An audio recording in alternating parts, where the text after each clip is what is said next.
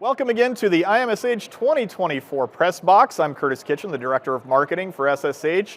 And now we're going to shift gears just a little bit from IMSH and all of the general things that we celebrate here at the International Meeting on Simulation in Healthcare. We're going to talk simulation operations, and it is, in ways, one of my favorite topics for SSH because it's the doing stuff. It's the moulage, it's the operational stuff, it's the stuff that makes the sim go.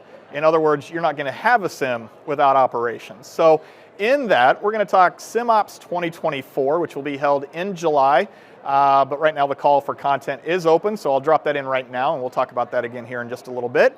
I'm joined now with two members of the of the SimOps 2024 planning team. I've got with me today Johnny Cartwright, Mr. Cartwright, and I've got Whitney Smith. Hi, everybody. Yeah, hi.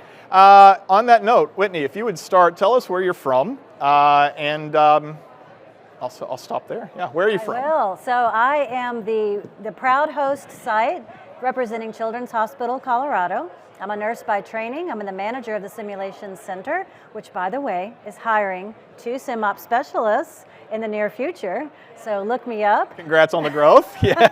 Yes, we are rapidly growing. We're loving the opportunities to get involved. And so when we applied to be the host site for SimOps 2024, it was just a natural evolution. So we're really excited.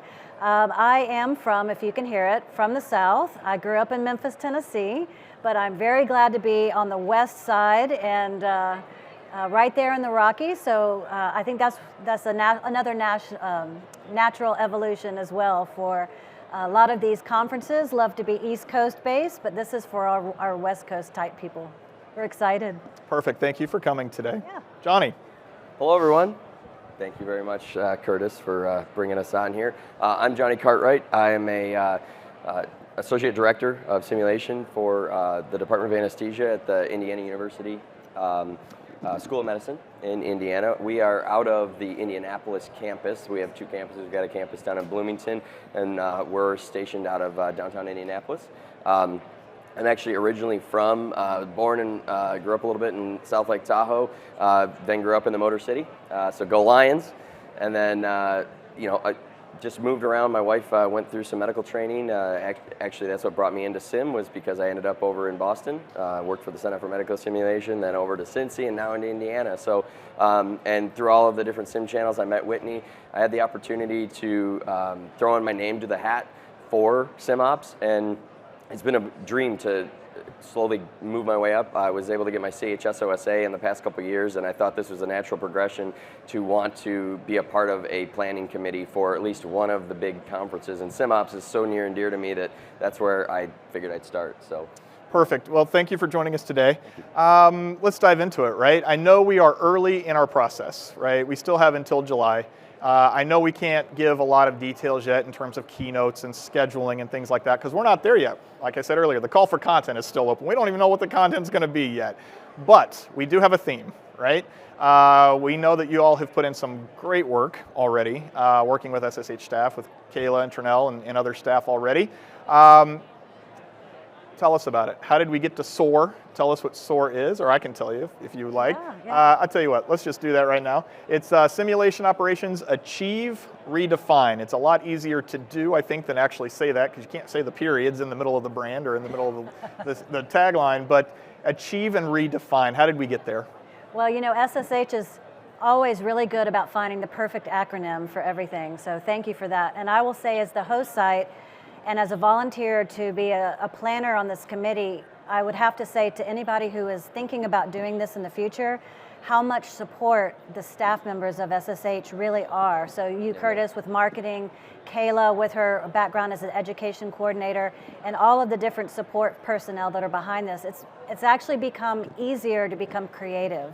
And so that was something that we were able to achieve with SOAR, don't you think? And I think one of the hopes is to capitalize on what we're really known for in Colorado when it comes to space exploration and the Air Force and the Navy, and the Air Force Academy is there, and we have one of the biggest airports in the world, and so there's a lot of flight training centers there. And there's also very large campuses for medical healthcare simulation as well. So it's a perfect fit. And Johnny, you want to talk a little bit about what SOAR means to us as operations? Yeah, I think that's one of the most, I guess, near and dear things to my heart was the acronym of SOAR. As far as my own personal route through the SimOps career path was taking something that I was originally looking at as something that wouldn't be much of a career. It is a career, and it was my opportunity to soar.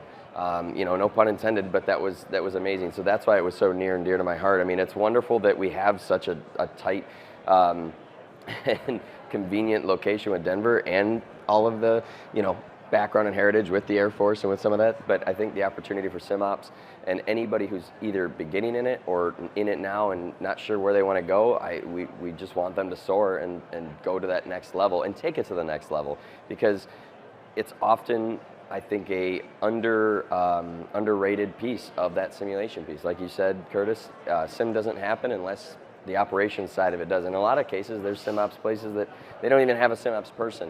And in some cases, they don't realize that maybe they do and they just didn't even see it. So this is really a big opportunity to share this not only with educators, but also open it up to people in the SimOps world that don't think that they necessarily have a voice in this, and that they can actually, achieve and then redefine how they view their own job and career path. Yeah, I think you're hitting on something I wanted to move into, which is the evolution of that niche part of simulation, right? On the ops side, and I think in my experience, and I've been with SSH now for just over 5 years, and so in getting to know this part of the community, it feels like this group undersells itself a little bit, and in terms of its value to the department or to the program that it's servicing or their roles, right? Even down to the individual role. That said, y'all are some of the funnest people in this group. Like, you're a little bit wild, a little bit crazy. You like to do more creative things. Johnny has the intensity to go with it. It's fun. That said, Johnny Tsunami. Yeah, that's right. I forgot about that. Yes. I feel it. I feel that. That said, I feel like this theme hits at a critical time for everyone that's in this role. And by that I mean, you're right. I hear a lot of stories that I've been with this group I've been with my organization for X amount of years, or I'm asked to do these things, but I don't have the right title. Like, to me, that's where the SOAR part is coming in, and I'm excited for this year's SimOps, not like I'm not for other ones, right? But for this one, because I think when you guys start getting through your content with that lens, looking through things, or putting it through that lens, I feel like you're going to end up with a product and a conference that's going to help people who are in those roles who have not been able to sell themselves or their program or their role maybe as well as it should. I think you're going to help elevate those. Is that what you're hoping to get out of SimOps this year? Yeah, there was a comment today in the plenary session when we first opened up IMSH. This is the largest attending IMSH in the history. And we're pushing for that as well for SimOps. And I think that there is a movement because, and you talked a little bit about the different types of simulation operations and experience that are going to be coming to these conferences. There is a movement, and a lot of that movement is based on the empowerment of this role. And we're seeing so many people who are just coming into the industry of simulation, and they're not realizing how exciting and how creative and how innovative and how you can come from any other industry. Either it could be IT, it could be healthcare, it could be music. And there are so many different directions that you can take in operations of simulation. And I have to give a big shout out to the SOTS group, the Simulation Operations Technical Section. Mm-hmm. That was a great meeting this morning. Thank you, Amy Faulner, for that, and the group that put that on. There is an energy that this group has that not everybody else has, and I'm just going to challenge everyone else that is not in the operations group. You've got your competition. These guys had the best time in the SOTS meeting today, but they're also showing how empowered they are, because it's not just about being a SimTech, and they have a hashtag, don't they? not just a sim tech. Yes. And it is so much more than that. And there's so much to celebrate and so many different opportunities out there. And I think that that's what we're going to celebrate in SimOps in July of 2024. I feel like this event this year is the door opening that that the community should invite the public in and the other people who are in sim in, so you can see how fun you are, right? Because I feel like y'all do that behind closed doors with each other in the community, but you don't always show it out in the public or with your roles. And so again, that's why I'm really excited about this year, because I think you guys as a planning team have grasped that and have already started to channel it into a way that people can see themselves in that bigger role, or see themselves at the table with other decision makers in their organizations. I'm stoked. I can't wait. So that said, I do want to shift gears here just a little bit away from SimOps and put my association hat on, if you'll let me, for just a minute. Sure. I'd like to talk to you about the reason you volunteered or the reason you wanted to be in a decision-making role or on a planning team. What led to that decision, and why should somebody do that after you guys have moved on? Ladies first. Well, Johnny, this actually happened when you were present. So Johnny actually came to Denver, to Children's Colorado last May in 2023, when we put on our second Sim Wars competition. And it was another example of how operations can be so creative. So we had a theme, we had competing teams, everybody was in costume. It was beautiful chaos, and fun, and so much fun. And our moderator last year was Jared Cutson. And with anything in simulation, if you have someone who has energy and mentorship and is willing to encourage someone who is just coming into the industry, that makes all the difference. And that's what he did for us. And he came out of there with us after experiencing one of the most amazing events that we had put on, showing our organization how important simulation is, but how fun it can be, and how creative, and how we can shake that thing and still take things seriously and make a difference with patients. That just made all of the difference. So he challenged us. He said, you know what? This would be the perfect place to do SimOps. You should really do that. And also, you should be accredited. And I was like, oh my God, I'm drinking your Kool-Aid. Thank you very much. And so we did. And very shortly after, I believe Kayla Hendricks put out the call for be a host site. And I said, Kayla, we're not accredited yet. Would it be okay? And she said, we're going to work with you. And it's just all downhill from there. And it's just been one. In a good way. In a great, because downhill, when you're in Colorado, is so much easier than going uphill. That's it. Yeah. Yep. Yeah, right? But it's just been an adventure, and it has been building on each other. It's encouraged us as a center to get better and better, to involve other people, and to push ourselves and have fun with it. Right, Johnny? Absolutely. I in fact, to tag that, or to back up on that, is that, again, I've always had this really bad imposter syndrome. No matter how many people I've been fortunate enough through the places I've worked to have met and be, I was very blessed to start out in the world of sim where I started out. And when I think about it, I've just always had a hard time going, well, do I really mean that much to this career path or to this career that I could do something like this? And it is thanks to, and it's not because she's sitting next to me right now, but it's thanks to Whitney, it's thanks to people like Jared who said, you know what, yeah, you're darn right, you are part of that. It's thanks to people in the crowd, I'm looking at one right now, who just walked, it's thanks to people out here that actually cared and believed in me, and that's why I'm doing this, because I want other individuals in the SimOps world to realize they have that voice, and they can soar, and they can actually make this adventure so worth it. And it's gonna be rad. I'm more stoked than even Curtis is. Actually, it's even because Mr. Haru Okuda actually happened to me, walking by just now, that I realized, it's people like that believe in us, that really believe that SimOps is way more than a lot of people believe it really is, and this is gonna be amazing. It really is. Yeah, one of the favorite things in talking about SimOps, granted, IMSH is a different beast, right? We have over 4,200 people here this year. It's growing. We know that it applies to the industry as a whole. Yeah. What I like about SimOps is, even though it's growing, and we're several hundred people that come to that event now, it hasn't gotten so big that it's lost the intimacy that comes with the common shared ground. I'm not saying that you don't have relationships and connecting and things happening here, because you do, and a lot, and I don't want to undersell that at all, but it's different, right? When you only have a couple hundred people versus several thousand. And I think while it's good to grow, I got to make sure my bosses aren't hearing this incorrectly. I got your back, Chris. Yeah, right. While growth is a good thing, it's also awesome to hold on to these things when these events are this size for as long as they are, right? And so to hear the energy, I know we talked about that a little bit, but to hear the connections that are happening, to know that you all are helping push that, it's wonderful. It is simply wonderful. Well, I just want to say that I know that you mentioned my nickname and how I've been known as to being a tsunami for my energy.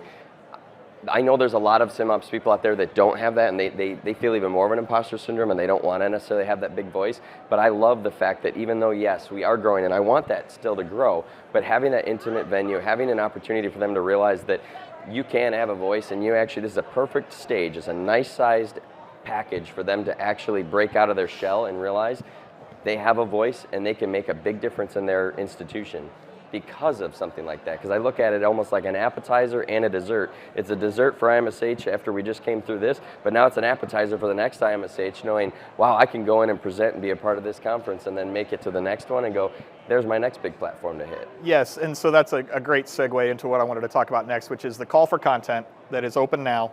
I just mentioned the size of the event, right? It can be super overwhelming to even think about being a presenter at all for some people. Especially if you start looking around here and this is your first IMSH and you're attending sessions that have hundreds or thousands in the room, depending on the size of the room. We talked about the size of SimOps being smaller. For my money, that is a perfect place for someone who may not have been a presenter before or has done it once or twice but just wants to sharpen some of their skills presenting-wise. But let's talk about why someone should present and the kind of content that you all believe makes the best content for something like SimOps. Well, I can tell you right now, I'm going to go back to the SOTS group. The Simulation Operations Technical Section has resources for anybody who is interested in this.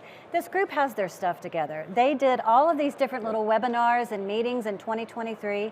They put all of those resources on SSH's website. And the very first one that they did last year was how to give a presentation. So if you're never done this before or you've done this 5 times, there's something available for you. And there are going to be people and mentors that you can connect with that can help get through this. And I think this is the perfect kind of conference where you could really dip your toe in how to be a presenter.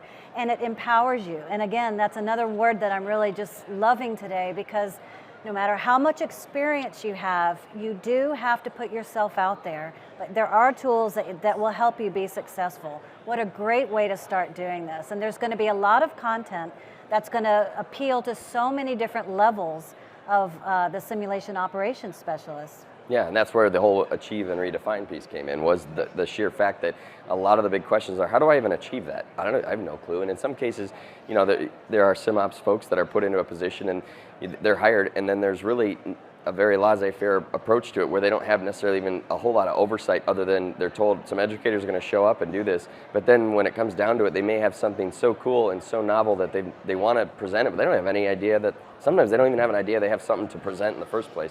And this gives them a platform to do it, and that's why this will help us take what SOTS is so beautifully packaged into so many pieces, and then now that person can then redefine. Curtis, can I give a little message to my peers in management? Please do. So yes. just for all, just to be as transparent as possible, I am not a CHSOS. I am a cheesy. I'm a cheesehead. Yeah. I am a manager. I'm a nurse by training. I don't do the operations. So I'm going to start speaking to all of those managers out there that want to support your operations technician or your operations professional, that this is how you support that person. This is how you grow your program. You invest, you know, your personnel through the time and the resources. Send your folks to Colorado, and I promise you they will come back with a little bit more to help grow your program. And it will also help empower them too. So that's Perfect. A little shout out to all the managers and directors out there. Perfect. I think that's a great place to leave it for today, but I do want to tell everyone, SimOps 2024, July 17th through the 19th in Colorado, in Aurora, at Children's Hospital, Colorado.